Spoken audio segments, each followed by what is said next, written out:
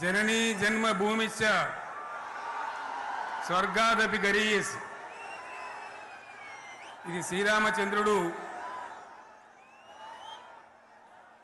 లంక మీద యుద్ధం చేసి రావణ సంహారం చేసి అయోధ్యకు తిరిగి రావాలి అనేటువంటి ఆలోచనలో ఉన్నప్పుడు రాముల వారి సోదరుడు లక్ష్మణుడు సహా ఆయన వెంట ఉన్న చాలా మంది పెద్దలు లంక చాలా సువర్ణమయంగా ఉంది, అద్భుతంగా ఉంది, మనం ఇంకా అయోధ్యకు ఎందుకు ఇక్కడి నుంచే పరిపాలన చేద్దామని అంటారు.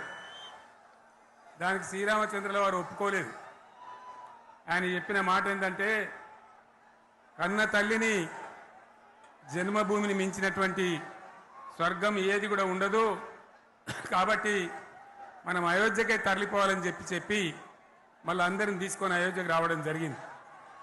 అదే స్ఫూర్తితోని చాలా గందరగోళ స్థితిలో ఉన్నటువంటి, దిక్కు తోతని స్థితిలో ఉన్నటువంటి, ఆత్మహత్యలకు ఆలవాలమైనటువంటి, వలసలకు నిలయమైనటువంటి ఒక ఘోరమైన ఆపదలో వలసవాదుల విషకవిగిలిలో చిక్కి నలిగిపోతున్న తెలంగాణ రాష్ట్రాన్ని ఎట్టి పరిస్థితుల్లో విముక్తి చేయాలని, స్వరాష్ట్రం సాధించాలని, జనని జన్మభూమిని మించిన వేరేది లేదని చెప్పి నేను ఒక్కడిగా బయలుదేరి ఆనాడు తెలంగాణ ఉద్యమానికి శ్రీకారం చుట్టడం జరిగింది.